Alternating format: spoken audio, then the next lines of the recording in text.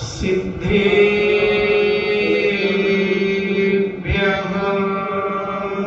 ॐ नमः सिद्धेभ्यः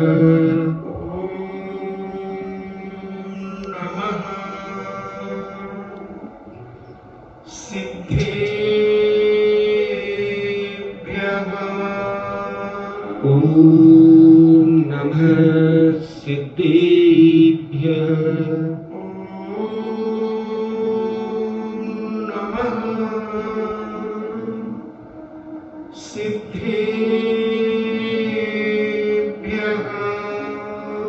ॐ नमः सिद्धेभ्यः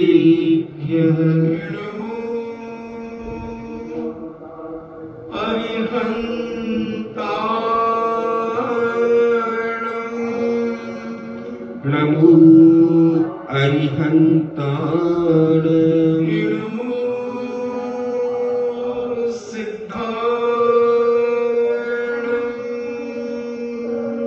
नमो सिद्धाय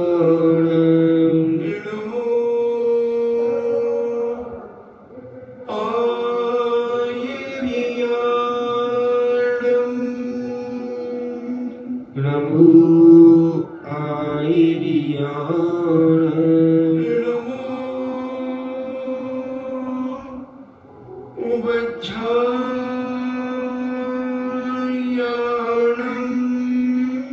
नमो उवज्झायाणं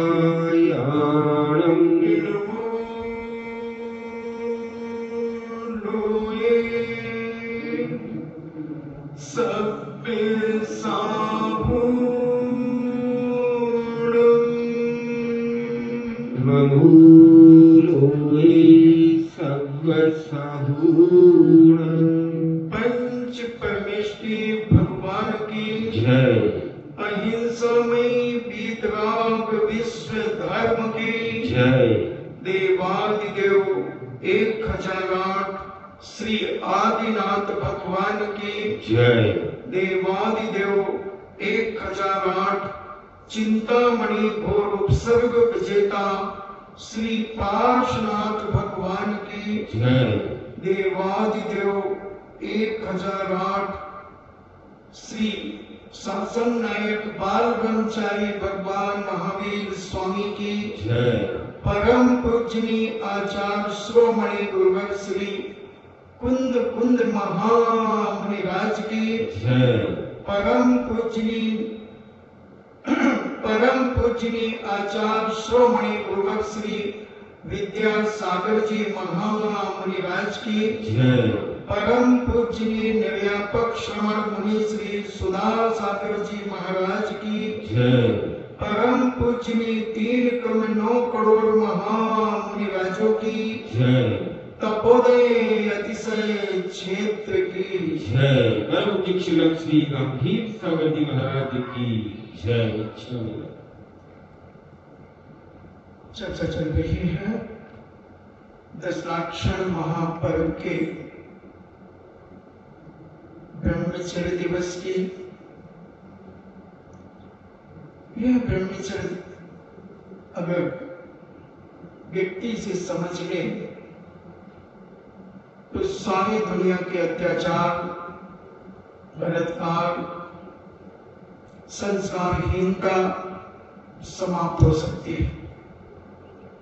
इसके ना समझे के कारण भौतिकवाद का युग पंचदियों की विषयों की लोलुपता की ओर बढ़ता जा रहा है। पाश्चात्य संस्कृति ब्रह्मचर्य के संबंध में, संयम के संबंध में शून्य है। भारतीय संस्कृति में जो कुछ संयम की बात है, ब्रह्मचर्य की बात है, वह एक भारतीय संस्कृति में है। भारतीय संस्कृति एक वो संस्कृति है कि जिसके संस्कार विश्व का प्रत्येक देश भारतीय संस्कारों को, भारतीय संस्कृति को अपने राज्य में स्थापित करना चाहता है। कहीं दुनिया का कोई भी ऐसा देश नहीं है भारत को छोड़कर कि जो अपनी भारतीय नारियों को माता से संबोधन करे। विदेशों के अंदर माता का संबोधन केवल एक जन्मदात्री मां के लिए ही किया जाता है। हमारा भारत प्रत्येक नारी को मां, बहन और बेटी की दृष्टि से सम्मानित करता है। और यही सम्मान, यही संस्कार हमारे अंदर विकारों को रोकते हैं, वासनाओं को रोकते हैं। और पाश्चात्य संस्कृति में ये संस्कार और संस्कृति नहीं होने के कारण वहां इतने अभेद कार्य होते हैं, इतने अभेद कार्य होते हैं कि जिनका कोई परिवारिश ही नहीं होता। आज जो कॉन्वेंट स्कूल के नाम से जाने जाते हैं, जो बड़े विख्यात स्कूल माने जाते हैं, इसकी उत्पत्ति का कारण जब हम समझते हैं, जानते हैं, तो वो कांप जाते हैं। क्योंकि पाश्चात्य संस्कृति में अभेद संबंध होने के कारण जो अभेद संतानें हुआ करती थी, उनको लोग यथवा स्थानों पर छोड़ करके चले जाते थे। उनका कुत्ते और सुअर उनका भक्षण कर लेते थे। उन नवजात शिशुओं का अभेद, जिनके पिता का पता नहीं, इसकी मां का पता नहीं, और कहीं भी छोड़ करके चले जाते थे। जब इस प्रकार की स्थिति विदेशों के अंदर बढ़ी, तो उनके पोप ने एक घोषणा की कि जो अभेद संबंध होने की जो संतानें होती हैं, उनको चर्च में रखा जाए। और चर्च में रखने लगे, मगर संख्या इतनी बढ़ गई, इतनी बढ़ गई कि उनके लिए अनाथ आश्रम खोलना पड़ा। और विदेशों में अनाथ आश्रम खुले। जब मैकाले लॉर्ड जब 1815 या 1835 के करीब भारत में आया, जब उसने भारतीय संस्कृति को देखा, भारतीय संस्कारों को देखा, भारतीय कृषि मंडी को देखा, भारतीय खेतों को देखा, लोगों के व्यवहार को देखा, तो वह बहुत प्रभावित हुआ। और उसने कहा कि भारत पर हम कब्जा नहीं कर सकते, भारत पर हम अपनी पाश्चात्य संस्कृति नहीं फैला सकते। उस समय हमारे भारत में 7,32,000 गुरुकुल चला करते थे। 7,32,000 गुरुकुल हमारी भारतीय संस्कृति थी, भारतीय संस्कार वहां दिए जाते थे। हमारे शिक्षक उन्हीं स्कूलों में रहा करते थे। बहुत सारे बच्चे भी स्कूल में रहा करते थे, गुरुकुल थे, और वहां संस्कारित किया जाता था। अपनी संस्कृति से प्रेम था, अपनी संस्कृति से अपनत्व था। जब मैकाले ने देखा कि यहां के संस्कार की नींव बहुत गहरी है, इसे मिटाने के लिए हमें मेडिसिन एंड एजुकेशन पर विचार करना पड़ेगा। और उसने भारत के विद्यालयों पर अधिकार करना शुरू किया। वहां के मास्टरों को मारा, मरवाया, पिटवाया, गुरुकुलों में आग लगवाई। और सबसे पहले कॉन्वेंट स्कूल के नाम से खोला गया कलकत्ते में एक विद्यालय खोला गया। इसे कॉन्वेंट्स के नाम से जानते हो। कॉन्वेंट्स का मतलब है अनाथालय, अभेद बच्चों का स्थान। मगर भारत के लोग उस पाश्चात्य संस्कृति से प्रभावित होने लगे। और अपने बच्चों को, कुलीन बच्चों को, आदर्श बच्चों को, आदर्श परिवार के लोग उन इंग्लिश मीडियम के स्कूलों में भेजने लगे। जो एक अनाथालय था, अनाथ बच्चों के लिए स्कूल खोला गया था, अभेद बच्चों के लिए स्कूल खोला गया था, जिनके माता पिता मर जाए, जिनकी कोई परवरिश करने वाला ना हो, उसको जीवित रखने के लिए वहां पर विदेशियों ने सबसे पहला विद्यालय कलकत्ते में खोला। मगर भारतीय भौतिकवाद की हवा, पाश्चात्य संस्कृति की हवा, क्योंकि हवा तो सबको अच्छी लगती है, हवा के बिना कोई आदमी जीना ही नहीं चाहता, और जब थोड़ी सी नई हवा मिलती है उसका आनंद सा आता है। पहले पंखे की हवा मिलती थी, अब कूलर की हवा मिलती है तो थोड़ा अच्छा लगता है। ऐसे उन्हें भारतीय संस्कृति की, संस्कारों की हवा अच्छी तो लगती थी, मगर आदमी का मन होता है कुछ नया करने का, नया देखने का, नया सीखने का, नया सुनने का। तो उन्होंने जब विदेशियों की भाषा को सुना,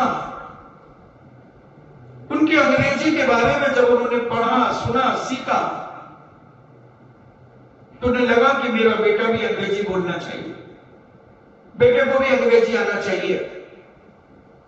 तो उन्होंने कहा कि हमने कॉन्वेंट स्कूल खोला है, आप भेजिए अपने बच्चों को। तो कॉन्वेंट स्कूल खुला और बच्चे, अच्छे अच्छे घरानों के बच्चे जाने लगे। फिर धीरे धीरे और खुलते चले गए, अनेक अनेक देशों में, अनेक अनेक राज्यों में, शहरों में स्कूल खुलते चले गए। और जितनी फीस आज उन कॉन्वेंट स्कूलों की है, उतनी फीस में 4 बच्चे पढ़ सकते हैं। मगर हमें नशा चढ़ा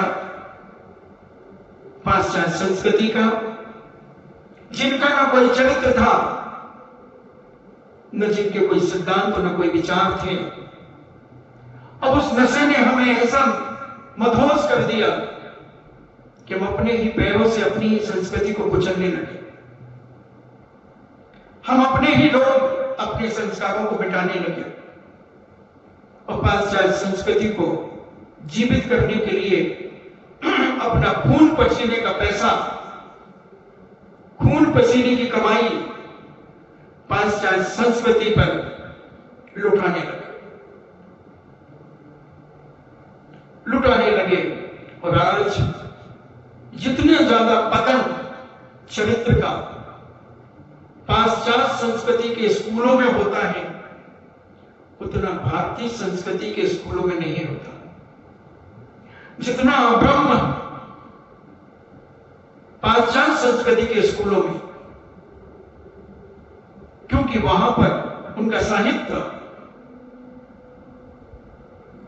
उनकी किताबें ऐसी कुछ वासनाओं से भरी है, उनके चित्र कुछ इस प्रकार से भड़कीले होते, रंगीले होते हैं कि छोटे से छोटा बच्चा उन चित्रों को आकर्षित हो जाता है, चित्रों से। और तीसरा कारण कहें अपन, को एजुकेशन। जो को एजुकेशन हुआ, उस को एजुकेशन से भी हमारी भारतीय संस्कृति पिटी, हमारे भारतीय संस्कार दबे। क्योंकि हम अग्नि के पास कितनी देर बैठ सकते हैं, कितनी भी ठंड क्यों ना हो, और अगर हम भट्टी के पास बैठेंगे तो वो भट्टी हमें प्रभावित किए बिना नहीं रहेगी। और वह आग से हम प्रभावित होने लगे अगर हम बालिका को अग्नि की उपमा दें और बालक को घी की उपमा दें, या घी बालिका को कहें और बालक को अग्नि कहें, या घी के पास अग्नि जाए या अग्नि के पास घी जाए, पिघलेगा कौन? घी। अग्नि का कुछ नहीं होगा, घी पिघलेगा। और वो घी पिघलना कॉन्वेंट स्कूलों से शुरू हुआ और वो पिघलना शुरू हो गए। पहले बातों से पिघले, फिर स्पर्श से पिघले, मजाक करते हुए चाटा मार दिया, पीठ पे मार दिया, धीरे धीरे। और उन्होंने तो इतनी निकृष्टता की, एक स्लिप डे बना दिया, चाटा मारने का दिन। पाश्चात्य संस्कृति ने ऐसे निकृष्ट डे बनाए कि उस दिन एक दूसरे को चाटा मारता है। अब बताओ ये कोई तरीका है? यानी एक बालिका को छूने का तरीका चाटा मारना किस डे में है? किस डे में है कि एक दूसरे से किस करना, इन्हें चूमना। अब इस प्रकार की जब संस्कृति भारत में आएगी तो भारतीय आदमी में बिगड़ा, वासना से बढ़ा और सील का पतन हुआ, ब्रह्मचर्य का पतन हुआ और ब्रह्म का जन्म हुआ। अब ब्रह्म तेजी से बढ़ने लगा, कुरीतियां बढ़ने लगी, खान पान भ्रष्ट होने लगा, क्योंकि पाश्चात्य संस्कृति का युवा अपने टिफिन में मांस लेकर के आता है, आमलेट लेकर के आता है, एक करी लेकर के आता है। और जब भारतीय और पाश्चात्य व्यक्ति दोनों एक ही टेबल पर अपना टिफिन खोलेंगे और जिसके साथ हम 6 घंटे 8 घंटे रहेंगे, तो कभी ना कभी मन होगा कि उसकी थाली का, उसके टिफिन का कोई एक पीस हम अपने मुंह में खाएं। ऐसा हुआ, मगर जिसके अंदर भारतीय संस्कार और भारतीय संस्कृति के संस्कार बहुत गहरे उतरे होते हैं, वो व्यक्ति अपने संस्कारों से, उन विकृतियों से युक्त लोगों को भी सुधार देता है। गांधी जी के जीवन की एक घटना आती है कि गांधी जी शुद्ध सात्विक भोजन किया करते थे, शाकाहार किया करते थे, विदेश भी जाते थे तो वो शाकाहारी भोजन करते थे। किसी एक विदेशी व्यक्ति ने गांधी जी को अपनी भोजन के टेबल पर बुलाया। गांधी जी ने कहा, मिस्टर, मैं शुद्ध सात्विक शाकाहारी भोजन करता हूं, इसलिए मैं आपके यहां नहीं आ सकता क्योंकि आपके यहां मांसाहार होता है, आपके यहां शराब और मांस का सेवन होता है। तो उन्होंने कहा कि नहीं, हम आपके लिए स्पेशल व्यवस्था करेंगे, आप पधारें। सारे वादे हुए, गांधी जी पहुंचे तो उस विदेशी व्यक्ति के बच्चे अपने पिता से पूछते, पिताजी, ये गांधी जी तो बहुत बुद्धिशाली है, फिर ये मीट क्यों नहीं खाते, ये एग क्यों नहीं खाते? आप कहते हो एग खाने से दिमाग का विकास होता है, मांस खाने से दिमाग का विकास होता है, शराब पीने से हमारे अंदर शारीरिक शक्ति बढ़ती है। मगर ये भारत के बहुत बड़े महात्मा माने जाते हैं पिताजी, मगर ये ना शराब पीते, ना अंडा खाते, ना मांस खाते हैं, फिर भी हमारे स्कूलों में इनकी चर्चा होती है कि गांधी जी एक ऐसा महात्मा है जिसके रग रग में भारतीय संस्कृति और भारतीय संस्कार विद्यमान है और एक ब्रह्मचर्य जीवन जी रहे हैं कई वर्षों से। उनके पिताजी ने कहा, बेटा इसी को तो, इसकी संस्कृति को मिटाने के लिए ही तो मैंने इसे भोजन पर बुलाया है। अभी आज तो हम इसे शुद्ध शाकाहारी भोजन देंगे, मगर धीरे धीरे हम इसे कन्वर्ट कर देंगे और ये भी चाव से मांस, अंडे और शराब को लेगा, पिएगा, खाएगा। बच्चों ने कहा ठीक है। जब गांधी जी के पास बच्चे पहुंचे तो गांधी जी से प्रश्न किया, गांधी जी अब मांस नहीं खाते हो, मीट नहीं खाते हो, एग नहीं खाते हो, एग करी नहीं खाते हो? गांधी जी ने कहा, बेटा ये कैसे हो सकता है? मांस कौन से पेड़ से पैदा होता है? अंडा कौन से पेड़ में लगता है? बताओ, अंडा कहां पैदा होता है? मुर्गी से। तो मुर्गी वहीं से सुसु भी करती है, वहीं से अंडा पैदा करती है। अब इतने गंदे स्थान से अंडा पैदा होता हो, तुम उसे कैसे खाते हो? क्या तुम खा सकते हो? पोटी भी करती है, क्या तुम पोटी में लगा करके अंडा खा सकते हो? तो फिर बेटा अंडा तो ऐसे ही पैदा होता है। अब तुम सोचो कि अंडा खाना चाहिए कि नहीं खाना चाहिए। अंडा कोई वृक्ष में लगता है क्या? जैसे एप्पल लगता है, मैंगो लगता है, लीची लगती है, अनानास लगता है, केला लगता है, आदि आदि फलों के नाम बता दिए। तो क्या अंडा का कभी कोई पेड़ है? No no no no no. तो फिर नहीं है तो फिर ये कहां से आता है? मुर्गी से ही आता है। अब बोलो तुम खाओगे? नहीं खाऊंगा। जब दूसरी बार गांधी जी को फिर बुलाया 1 हफ्ते के बाद, बच्चों ने कहा, बापू हमको और अच्छा बताइए। हमने उस दिन से और आज का दिन हम लोग अंडा नहीं खाया।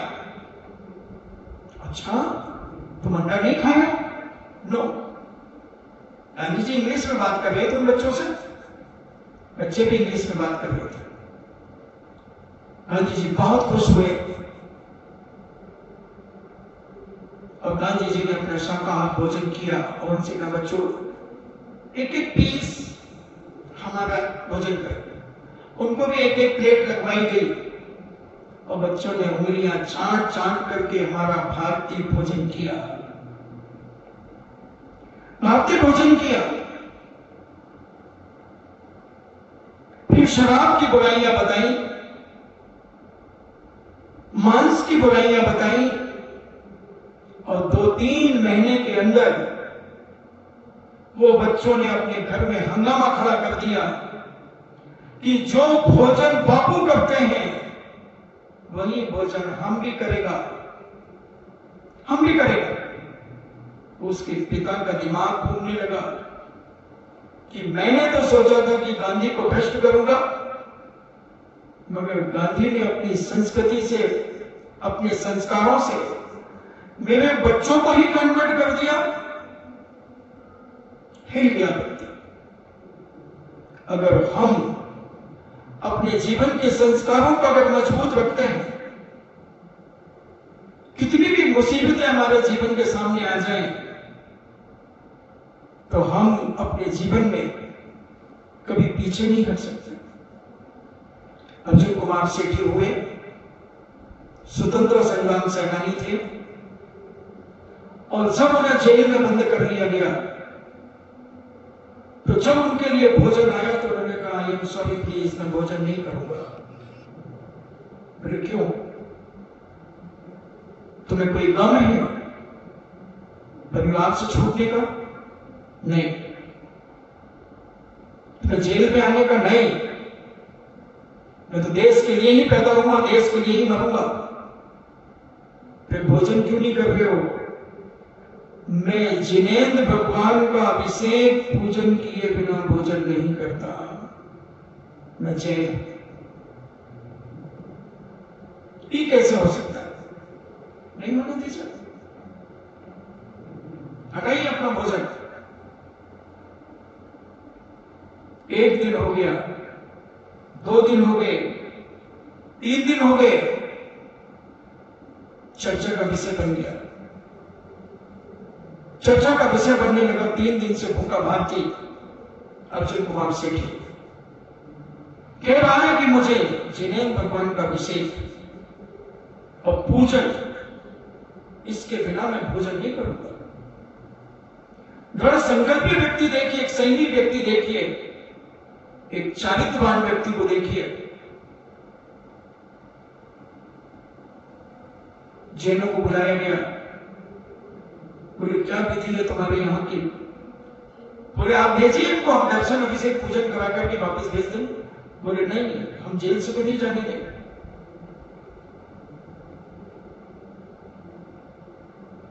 फिर बोले आप सब हम कुछ नहीं जानते।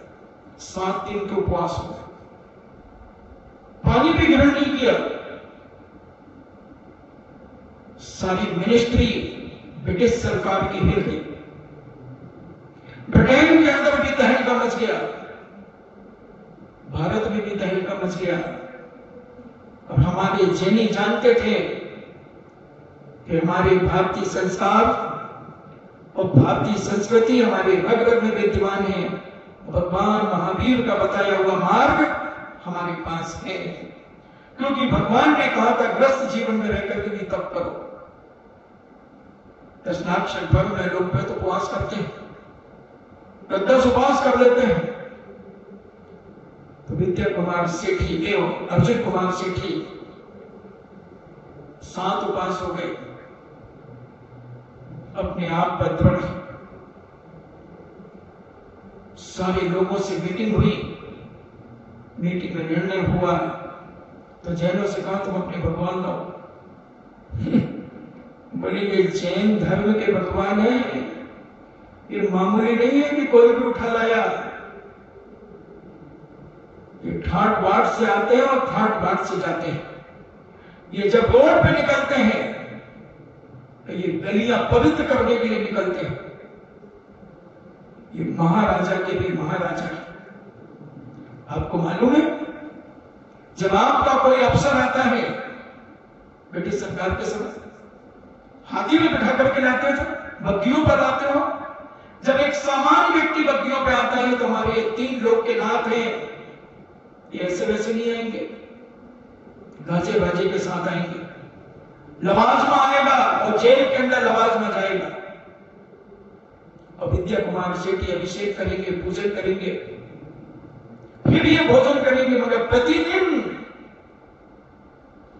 ऐसे नहीं कि एक दिन अभिषेक पूजन कर लिया तो बस खाते रहेंगे।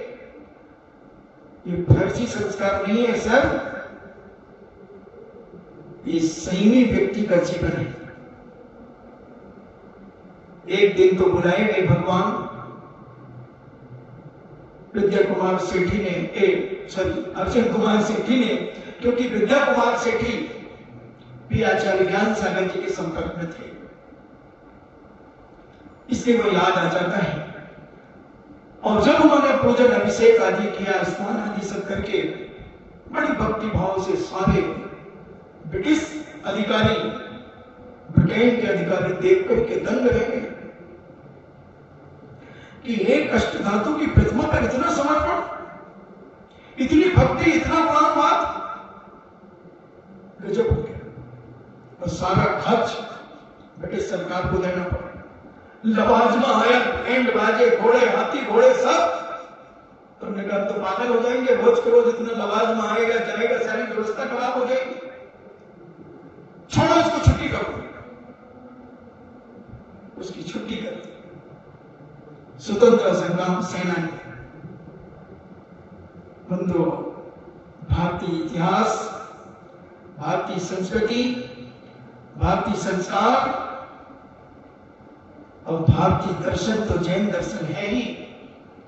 तो जैन दर्शन के संस्कार संयम से युक्त होते हैं, अब्रह्म से रहित होते हैं, मगर इस भौतिकवाद की, पाश्चात्य संस्कृति की काली छाया हमारे भारतीय युवा और युवतियों पर बहुत तेजी से पड़ने लगी, बहुत तेजी से पड़ने लगी, जो आज अपने चरित्र को खत्म करते चले जा रहे हैं, अपने संयम को खत्म करते चले जा रहे हैं। आज की बेटियां, पहले हमारे स्कूलों के नाम पुत्री शाला होते थे, पुत्री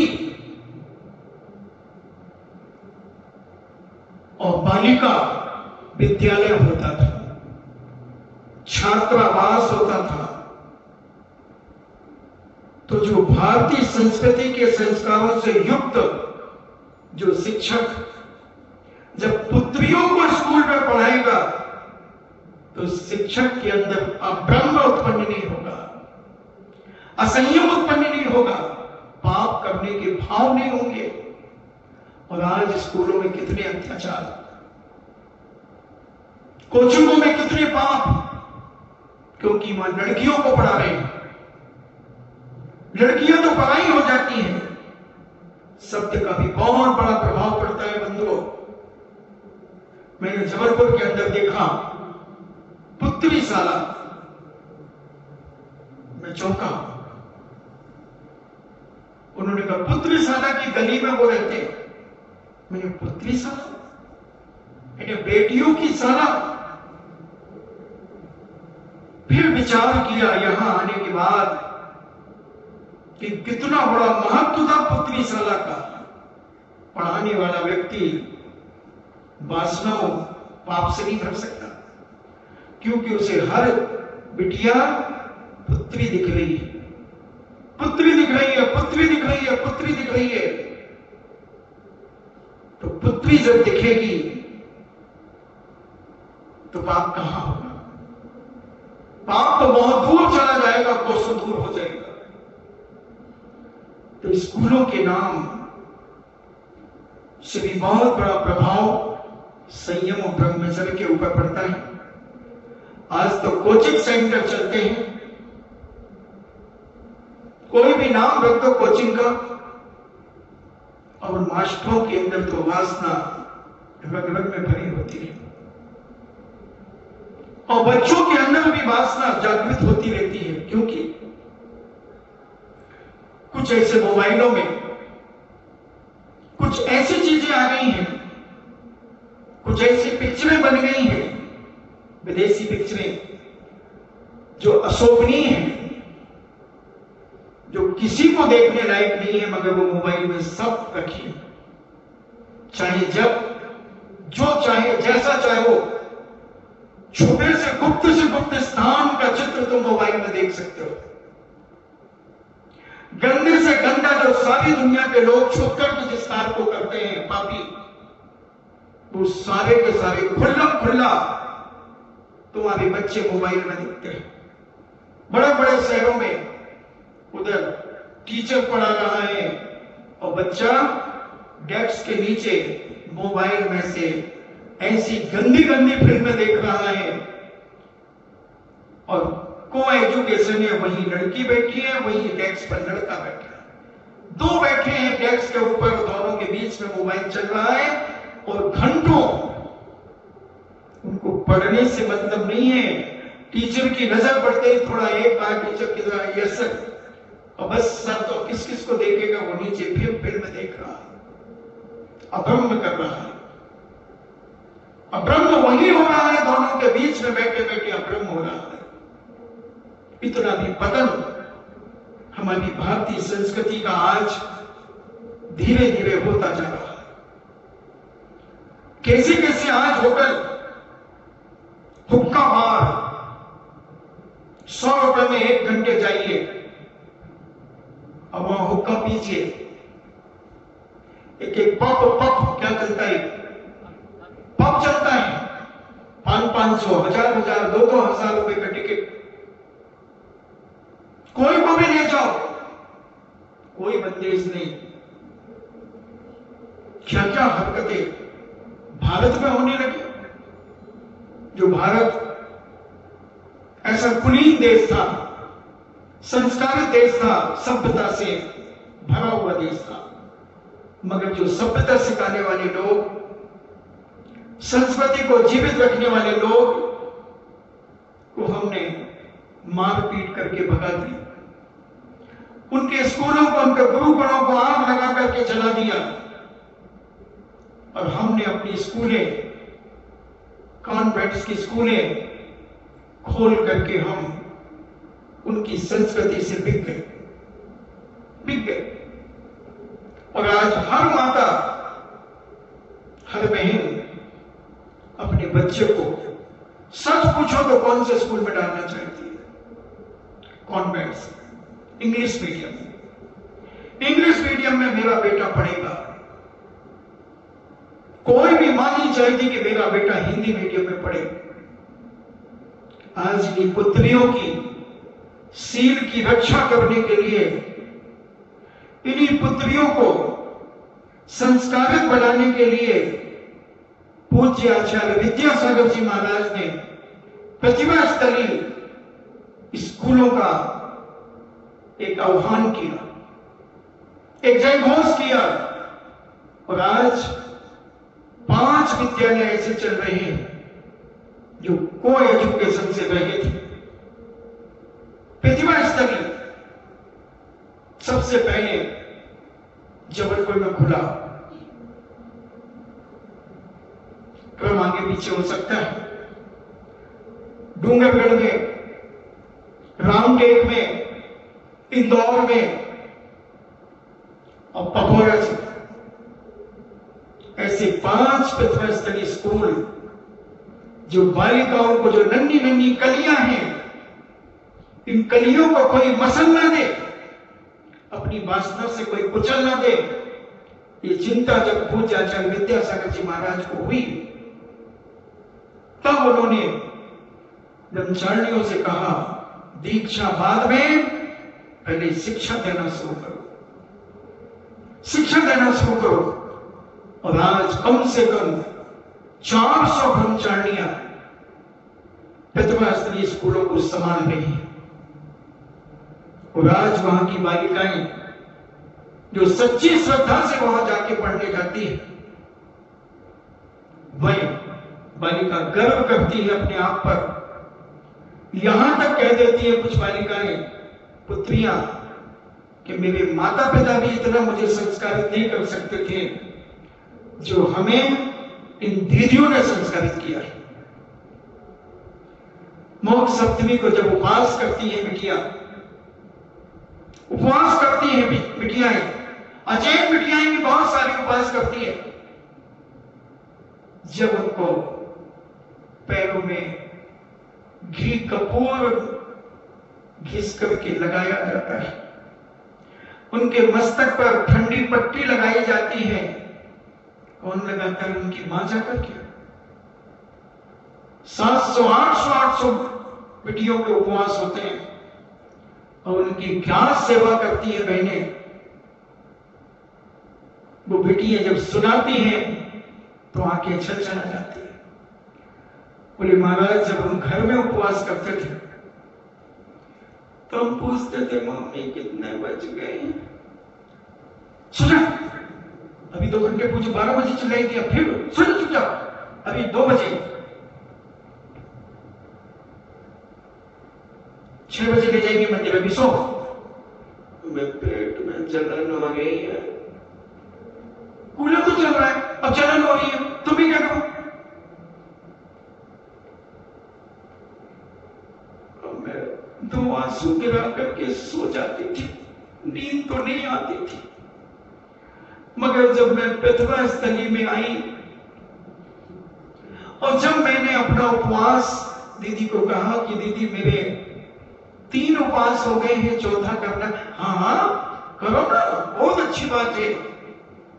और मुझे उपवास के 1 दिन पहले सारी बच्चियों को व्यवस्थित तरीके से भोजन कराया गया, बहुत अच्छे ढंग से।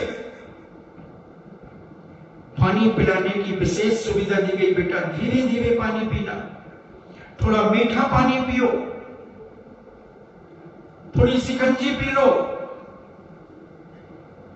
थोड़ा ग्लूकोज बना के दिया, जूस दिए गए, क्योंकि कल उपवास है, पानी की कमी हो सकती है।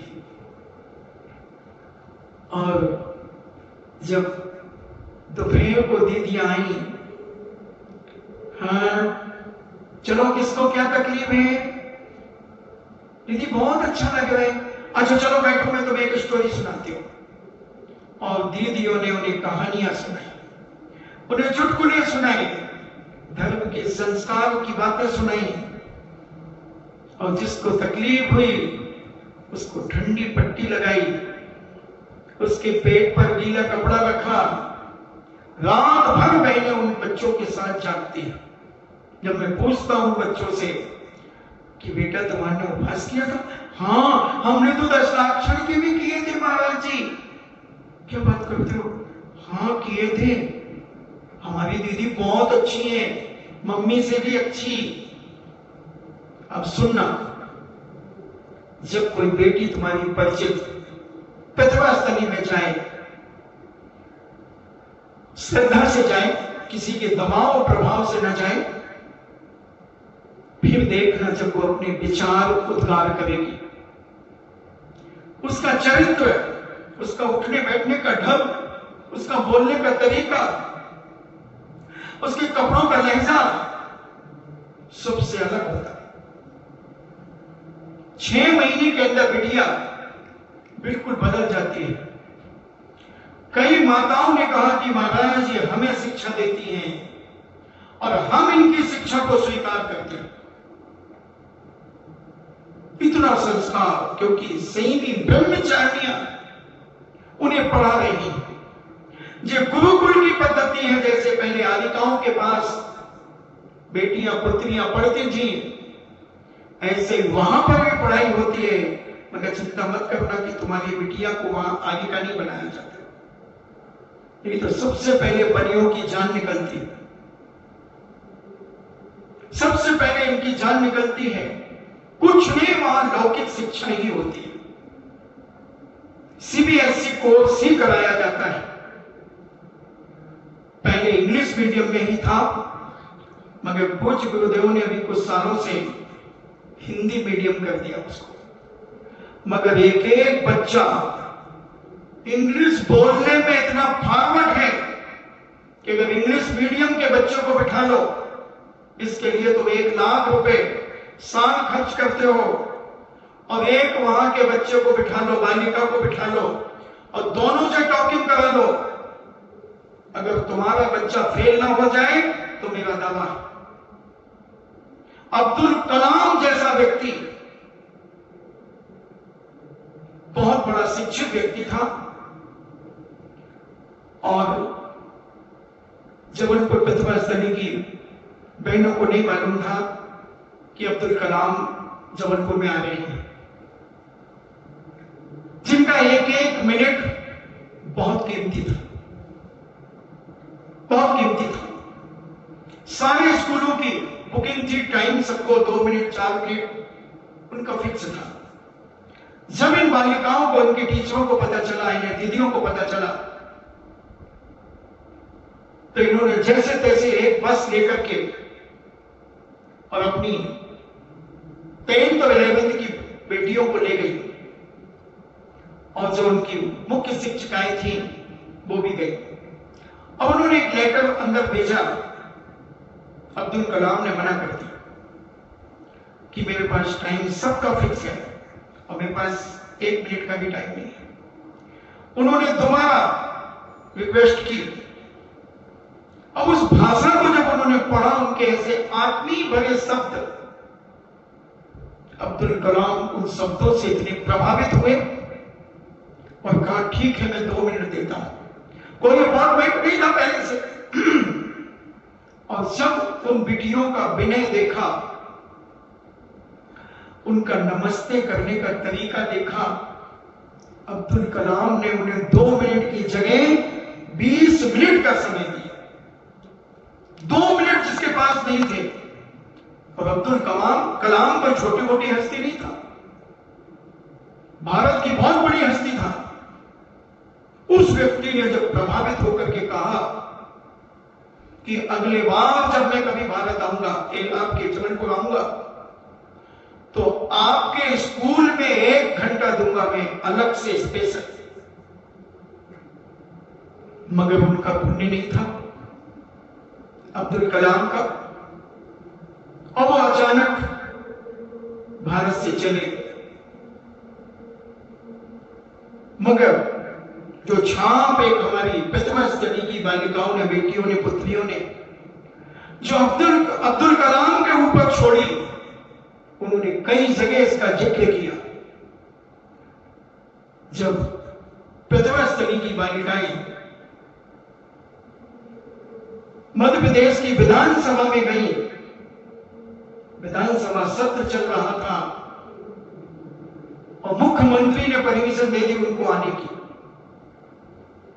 और जब वो बालिकाएं वहां पहुंची, सारे विधायक उनकी क्रिया और चर्या को, उनके टीचरों को देख करके दांतों तले उंगलियां दबाने लगे।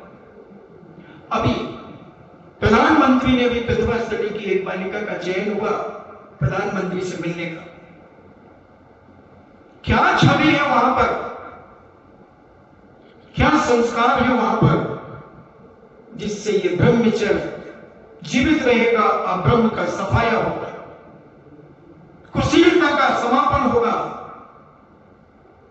ऐसे संस्कार और संस्कृति और धर्म के मर्म को जहां समझाया जाता है।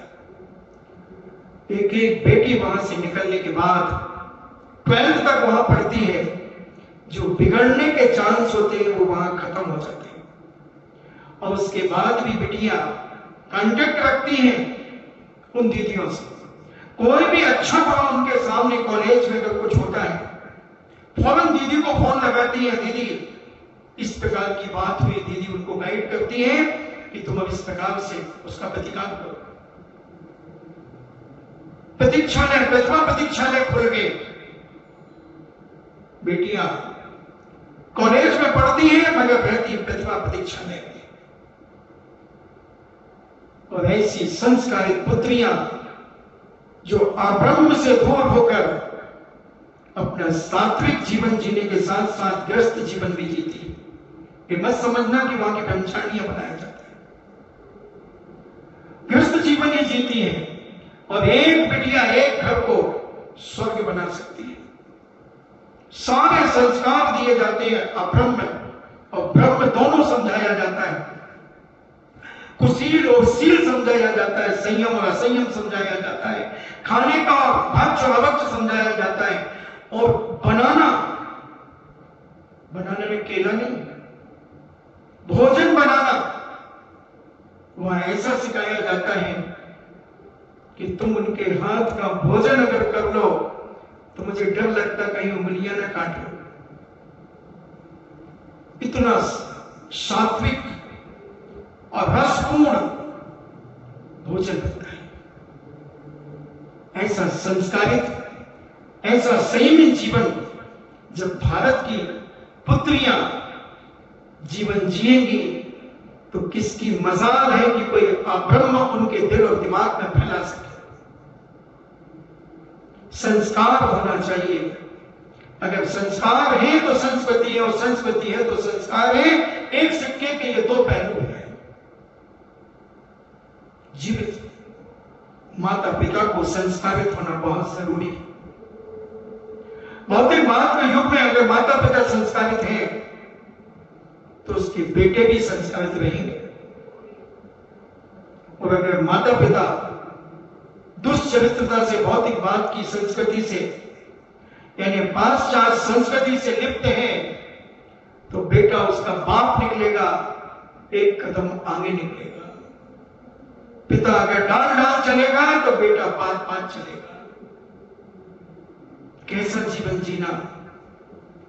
एक छोटी सी घटना, बहला गया जीवन। 6 महीने का बच्चा शर्मा गया अपने माता पिता की हरकत को देखकर।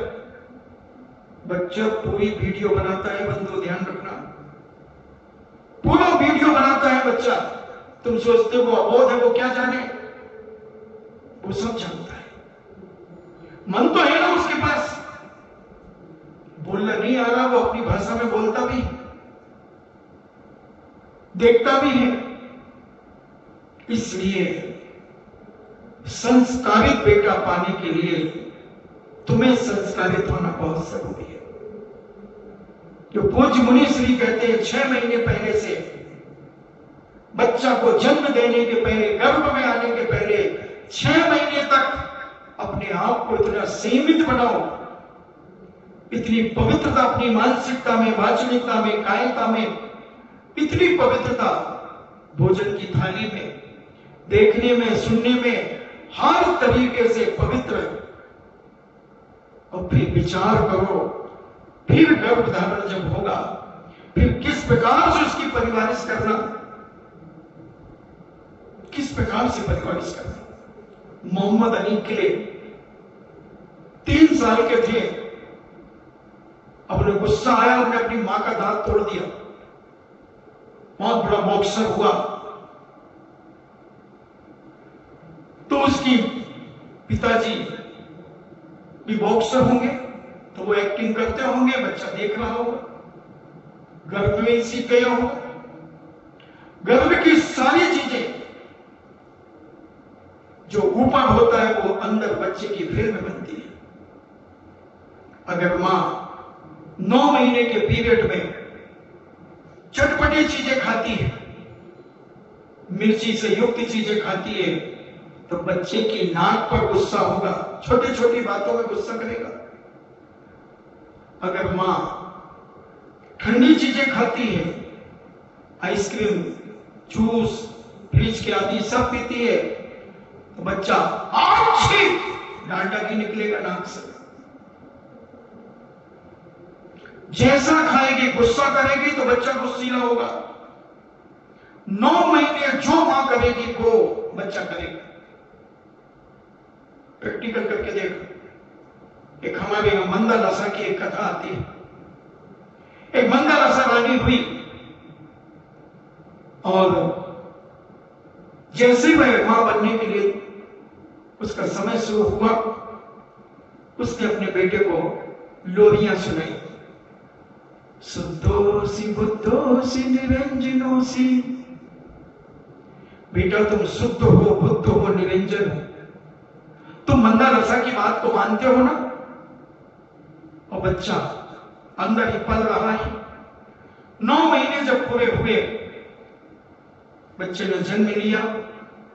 बच्चा जब 8 साल का हुआ, उससे पूछा गया कि तुम क्या बनोगे, राजा बनोगे? बोले नहीं, मैं महाराज बनूंगा। और 8 साढ़े 8 साल में बच्चा मुनि बन गया। राजा ने कहा, अरे राज्य कौन संभालेगा? मंदर ऐसा कुछ नहीं बोले। दूसरा बच्चा गर्भ में आया, उसको भी उसने संस्कार दिए अध्यात्म के। बच्चा जब 8 साल 9 साल का हुआ, क्या बनोगे? राजा बनोगे? नहीं, महाराज बनूंगा। महाराज बन गया। एक एक करके 7 बच्चे मुनि बन गए। राजा चिंतित कि इस राज का वैभव कौन संभालेगा? तुम क्या करती हो, सारे बच्चों को महाराज बना रही हो? राजन, अगली संतान राजा बनेगी। क्या तेरे हाथ में है? हाँ राजन, बच्चा तो एक मिट्टी का लौदा है। जैसे कुम्हार के चाक पर मिट्टी रखी जाती है, चाहे तो सुराही बना लो, चाहे तो दीपक बना लो, चाहे तो घड़ा बना लो, चाहे तो कुल्हड़ बना लो, लालू का कुल्हड़, कुछ भी बना लो, जो चाहो वो बना लो। अच्छा देखता हूं, हाँ देखिए। और जब उसने गर्भ धारण किया तो राजनीति की पुस्तकें पढ़ना शुरू कर दिया, शस्त्र चलाना शुरू कर दिया, ढाल लेकर के और अपने सेनापतियों के साथ युद्ध करने लगी, घुड़सवारी करने लगी, तैरने लगी। अनेक अनेक काम उसने करे जो एक राजा के लिए उपयोगी होते हैं। शिकार खेलने के लिए जाने लगी। और जब बच्चे ने जन्म दिया और बच्चा जब 3-4 साल का ही हुआ, उसका तेज टकाट, उसकी आंखों की क्रूरता, उसके शरीर की फड़कन, रानी ने एक दिन बैठा करके पूछा, बेटा क्या बनोगे, महाराज बनोगे? नहीं, मैं राजा बनूंगा। मैं ये करूंगा। राजा के चेहरे पर मुस्कान आती। राजा कहता है, आपने ठीक ही कहा था। हाँ राजन, मां जैसा बच्चों को जन्म देना चाहे वैसा दे सकते हैं। अपने परिणाम, अपना खान पान, अपना विचार, अपना सोच किस प्रकार का रखती है। 9 महीने का समय एक ऐसा आदर्श समय होता है नारी का। बस जैसा वो चाहे बच्चा वैसा जन्म देगा। इतिहास भरा पड़ा है अभिमन्यु के बारे में, आपने सुना होगा। चक्रव्यूह का जब अर्जुन सुभद्रा को जब चक्रव्यूह भेदन की बात सुना रहे थे, गर्भ में अभिमन्यु भी सुन रहा था। मगर सुभद्रा को नींद आ गई, अभिमन्यु भी सो गया। और इधर चक्रव्यूह का बाहर निकलना अर्जुन नहीं सुना पाए या सुभद्रा नहीं सुन पाई, और इतने भीषण भयंकर चक्रव्यूह के अंदर अभिमन्यु ने प्रवेश कर लिया। और क्या मारकाट करते हुए गए, तहस नहस करते चले गए, मगर निकलना नहीं जानते थे क्योंकि मां सो गई थी। काश अगर निकलना सीख गए होते तो अभिमन्यु मरते नहीं। फिर भी 7 महारथियों से अकेले अभिमन्यु ने युद्ध किया, रथ का चक्र निकाल करके चलाया। द्रोणाचार्य, कृपाचार्य, बड़े बड़े कर्ण आदि योद्धा एक दूर महाबच्चे से लड़ गए। अन्याय, मगर उसने भी मुंहतोड़ जवाब दिया। इसलिए मैं माताओं से कहना चाहता हूं कि जैसे ही तुम्हें पता लग जाए कि मैं मां बनने वाली हूं, अपने आप को संकुचित कर लेना पापों से, अपने आप को बचा लेना पापों से, और जितना धर्म में तुम अपने जीवन में उतर सको उतना तुम उतरते जाओ। उतने संस्कार तुम अपने जीवन में लेते जाना। बहुत हित प्रिय वचन बोलना, हितकारी वचन बोलना, कटु वचन, क्लेश के वचन, क्रोध के वचन मत बोलना। चलने का ढंग भी तुम्हारा बिगड़े नहीं, बहुत सावधानी से चलना। बहुत ऐसा सांचे में डाला जाता है, जैसी आपकी बहू या बिटिया, पुत्री जैसा 9 महीने करेगी वैसा उस बच्चे का होगा। अगर उस समय वो काजल लगाती है तो बच्चे की आंखें खराब होंगी। वो श्रृंगार करती है, क्रीम पाउडर लगाती है तो बच्चे के शरीर में एलर्जी होगी। जो भी हरकत उसकी शरीर पर होगी, ऊपर से नीचे तक, अंदर से बाहर तक, वो सब बच्चे पर डिपेंड पड़ेगा। ये आज का मेडिकल साइंस भी कहता है और प्राचीन आयुर्वेदिक शास्त्र भी इसके बारे में कहते हैं, और हमारी पुरानी माताएं भी इसके बारे में जो अनुभव सिद्ध है वो सब बताती हैं। हमने पुरानी माताओं की तो उपेक्षा कर दी, उनके तो धक्के मार दिए। उसके पति ने कहा था कि मेरी माँ बहुत अच्छा पापड़ बनाती। कौन सी बड़ी बात, मैं भी बना के जानती हूँ। क्या बात है, हाँ तो तुमने तो आज तक बना के नहीं खिला दूंगी नहीं, मगर मेरी माँ जो पापड़ बनाती थी बहुत जोर, बड़ी माँ की तरह चली जाऊंगी, पूछ लूंगी तुम्हारी माँ से। अलग अलग रहते थे और चली गई। बोले माँ ये जब देखो जब तुम्हारे पापड़ की तारीफ करते तो बेटा तुमसे पापड़ बनाना नहीं आता? नहीं मुझे तो आता है। आप कैसे बनाती हो? उसने बेटा काय के बनाना, मूंग के बनाना, उड़द के बनाना, किस चीज के बनाना? अब आप बताओ ना उनको किसके अच्छे लगते थे? वो तो दोनों खा लेता था बेटा, मूंग के भी खा लेता था, उड़द के भी खा लेता था। तो आप तो बता दो किसी का। एक बेटा उड़द की दाल काले बनाएंगे कि पीले बनाएंगे? अब वो कैसे खाते थे आप बताओ ना। वो तो बेटा काले भी खा लेता था और सफेद भी खा लेता था, पीले भी खा लेता था। तो आप तो ऐसे कैसे नहीं बता, दोनों बता दो। देख बेटा दाल उड़द होती ना, उड़द, हाँ उस उड़द को पहले दलते हैं, 2 टुकड़े हो जाते, हाँ ये तो मुझे मालूम है। फिर उस दाल को साफ कर देते, ये भी मुझे मालूम है। फिर उसको पीस लेते, हाँ ये भी मुझे मालूम है।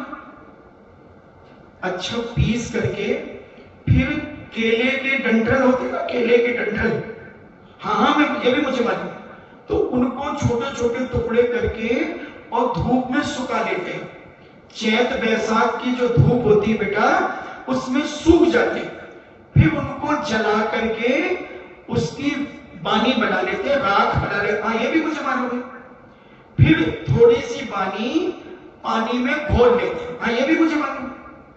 फिर इसे छान करके अच्छे कपड़े से, मोटे कपड़े से छान करके पानी को, और उसमें फिर ये उड़द की दाल का जो आटा है वो उसको गूंथ लेते हैं, ये भी मुझे मालूम है। और बेटा फिर इनको चाहो तो एक धारी वाली बेलन आती है और एक प्लेन बेलन आती है, तू जिससे चाहे, ये भी मुझे मालूम है। तो धारी वाली से कर लूंगी, वो भी मेरे पास है। और उसमें पूरा लोहा बना करके ऐसे करके और धागे से लोई काटे, ऐसे गोल गोल काट करके, और फिर थोड़ा घी पटे पे लगाया। तुम तो तेल लगाते होगे बढ़िया, मुझे मालूम। और शुद्ध घी, गिर गाय का घी, अच्छा घी लगा करके और बेला, ये भी मुझे मालूम। और छोटे बनाना हो बेटा तो छोटी लोई कर लेना, बड़े, हाँ ये भी मुझे मालूम। और अच्छा बेल बाल करके फिर सुखा देना। वो लकड़ी के डले होते, क्या बोलते तुम्हारे, ऐसे लकड़ी के थाल जैसे होते ना लकड़ी के, उसमें फैला देना, ये भी मुझे मालूम है। और उसके बाद बेटा देख, अगर घी का सिक्का खाता हो तो घी में सेक लेना, अच्छे सूख जाए, तेल में सेक लेना, नहीं तो अग्नि पे सेक लेना, ये भी मुझे मालूम है। कौन सी बड़ी बात है, बड़ी तारीफ करते। हाँ बेटा सुन, एक काम और करना, हाँ तो जो पापड़ तू सेक करके डिब्बे में रखेगी ना, हाँ तो थोड़ा बड़ा डिब्बा रखना, ये भी मुझे मालूम है। फिर उसमें 1 लोटा पानी डाल देना, ये भी मुझे मालूम है, ये भी मुझे मालूम है। और बस घर गई, बड़ी तारीफ करते थे अपनी माँ की, ये तो सब मैं जानती हूँ। तो तूने आज तक बनाई क्यों नहीं? बना दूंगी, लो कल ही लो। और उसने बना ली, 1 लोटा पानी डाल दिया, पढ़ी लिखी गंवार थी। शाम को बेचारा पति आया, शाम को पति आया, हाथ पैर धो करके, मुंह साफ करके सब बैठा, पापड़ बनाए क्या, और क्या ऐसी थोड़ी हूं, पढ़ी लिखी हूं। हाँ क्या क्या बनाया आज? कोई नहीं बनाया, कद्दू की सब्जी बनाई, कड़ी बनाई, और क्या बनाया, आम केरी का पना भी बनाया, और क्या बनाया, श्रीखंड भी बनाया, और क्या बनाया, अरे कितना बनाऊंगी हो? पापड़, हाँ पापड़ बनाए ना, डिब्बे भर के बनाए मैंने तो। अच्छा अब अच्छा सब बिठा ली, कटोरियां से भर दी। और जब पापड़ का डब्बा खोला तो पापड़ उठाया तो टूट टूट करके गिर रहे। उसने परोसे थाली में, ये क्या है? पापड़? ऐसे पापड़? माने तो बताई। तू तो कहती थी मैं सब जानती हूं। मेरी मां बिचौलिया की है, समझती है बेवकूफ। तू जो हेकड़ी कर रही थी ना, तेरी हेकड़ी पर थप्पड़ मारा है उसने। ये भी मुझे आता है, ये भी मुझे आता है। तो इसलिए उसने कहा कि ये बेवकूफ है और इसने रट लिया ये भी मुझे आता है, तो उसने पानी और डलवा दिया। तेजा भाई के बाजू में बैठी थी। हाँ, ऐसे वैसे थोड़ी थी।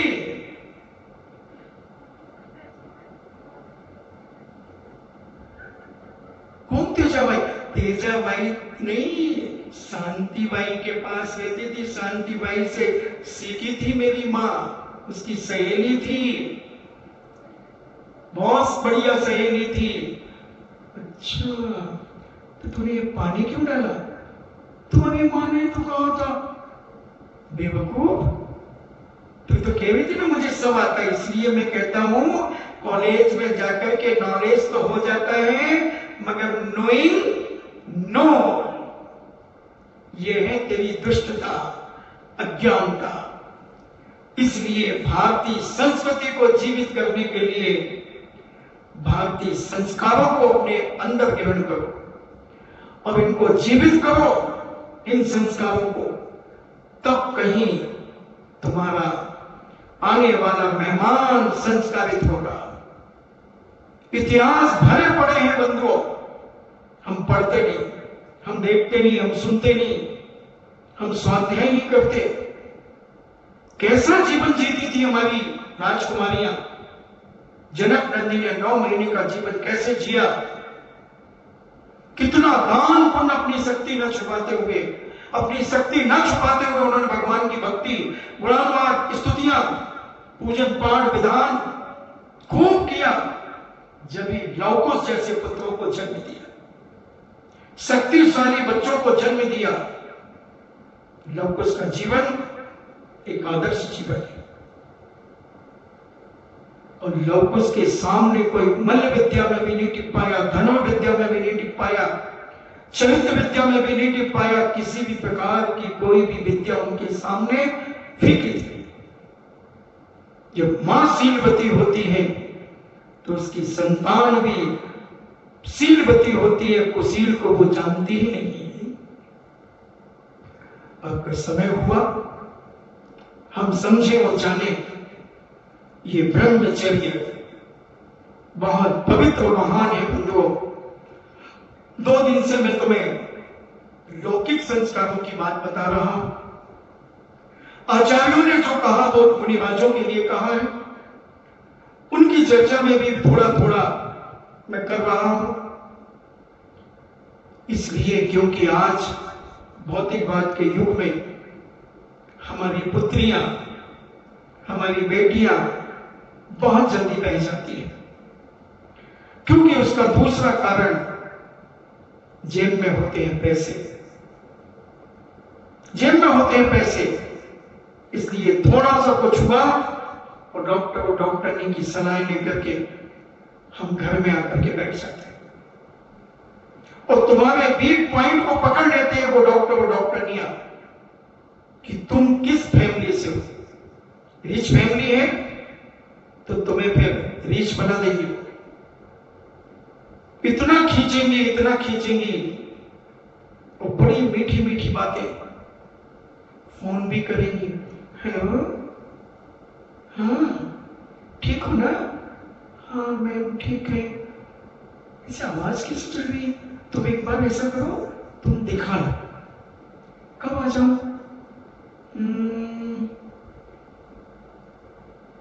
कल आ जाओ तुम 3 बजे, ठीक है। फिर एक डोज दे दिया और ऐसा बेवकूफ बनाते हैं। और अगर हमारी पुरानी मां होती चक्की पीस, कपड़े धो, कुएं से पानी ला, भोजन बना, झाड़ू पोछा कर, सब कर, फिर देख कैसा हष्ट पुष्ट बच्चा पैदा होता है। और आज दवाइयों से फूल जाता है बच्चा, मां भी फूल जाती है और बच्चा भी फूल जाता है और अनेक बीमारियों का घर वो बच्चा बन जाता है। मेहनत करो, जितनी तुम्हारी बिटिया मेहनत करेगी, बचपन से मेहनत करना चाहिए। अब शादी होने के बाद बेटा जान लगाया करो, मम्मी जी मुझसे नहीं होता, मेरे पेट में दर्द होता। और अगर जब तुम्हारे घर में थी वो बिटिया 8-10 साल की थी, जब थप्पड़ दे करके काम कराना, पहले की माताएं चल रोटी बना, मुझसे नहीं मानता, बेल रोटी यहाँ पर और गोल बना लो नहीं तो दूंगी एक थप्पड़। शांति भाई तो ऐसी करती होगी, पक्का मुझे लगता है करेगी ना करेगी। हाँ तो जो कह दो वो सत्य है। हाँ, और अपने सामने गोल रोटी बनवा जब तक नहीं लेती थी, जब तक सुनाती रहती थी स्पीकर। प्रवचन तो मेरा 1-1.25 घंटा चले और वो को प्रवचन तो 1.5 घंटा का 2 घंटा चले। रोटी आटा भी बिगाड़ दिया, रोटी भी आड़ी बेड़ी बनाई, अरे कहा भाई कब सीखेगी, दूसरे के घर चलेगी तो डंडे खाएगी, माँ को बदनाम करेगी मारी। तू मुझसे नहीं बन, तू सीख कर रोटी गोल नहीं बनाई ना तो तू ध्यान रखना भाई, तू देख मैं कैसे बनाती हूँ, देख मेरा बेला, देख बेलन कहते ना, मेरा बेला देख कैसे जा रहा है, ऐसे चलता है ना वो गोल गोल बनाने के लिए, और ऐसा चलाती है और वो देखती रहती बिटिया। मैं बनाऊं, हाँ बना, उठो थोड़ी सी लेना, बना, हाँ आटो खराब ना कर, आड़ी तिरछी बना दे, कौन खट्टा भी होगी, गोल बना गोल। और ऐसे करके बिटिया को रोटी बनाना सिखा दिया। शरद पूनम का चंदा जैसे रोटी बना ली बिटिया ने, शाबाश, अब इसको एक नई फ्राक मिलेगी, नई फ्राक दिलवाएगी वो। ऐसे पापड़ बनाना, सब्जी बनाना, पूरी गृहस्थी सिखाती थी। 12-15 साल की उम्र में बिटिया पूरा भोजन बना के सीख जाती थी। और आज की छोरियां, मुझे पढ़ना है, मुझे पढ़ना है, जैसे पहले की पढ़ती ना, लाड़ में बिगड़ गई। और लाड़ में बिगड़ने का एक ही तरीका, पिया आ गया, पिया, रुपया बढ़ गया तो बिटिया बिगड़, बेटा बिगड़, सुनने वाला नहीं, सो आ रहा हूं, हल्ला मत करो। तो ऐसी दशा होती है। इसलिए 2 दिन से आचार्यों की बात तो बंद हो जाती है और तुम्हें संस्कार की बात सुना दी जाती है। खैर कोई बात नहीं, तुम्हारा जीवन पवित्र हो और कुशील से बच करके सुशीलमय जीवन तुम्हारा हो, तुम्हारी बेटियों का हो, तुम्हारी बहू बेटियों का हो। इन्हीं मंगल भावना के साथ जिनवाणी स्तुति। बीरे हिमाचल थे किसी गुरु गौतम के मुख कुंड डरी है,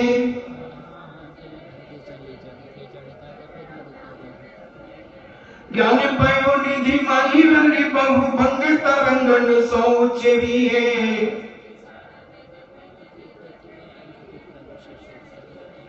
या जगे मंदिर में अनिवार्य अज्ञाने अंधेरे छयो अति भारी। तो किसे भांति पधारत भांति कहाँ नहीं तेरे ते अभिचारी।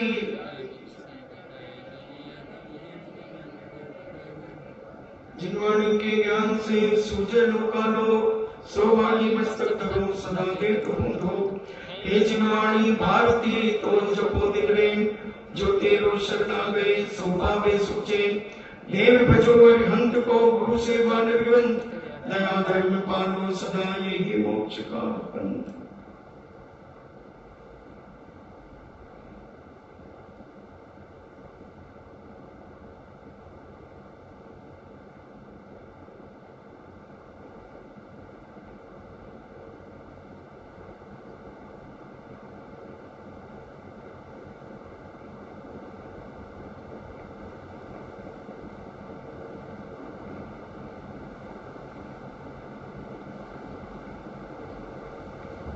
परम पूजनीय द्वादशांग जिनवाणी माता की सुत देवता सुत देवता सुत देवता जैनम जेतु शासनम जैनम जेतु शासनम जैनम जेतु शासनम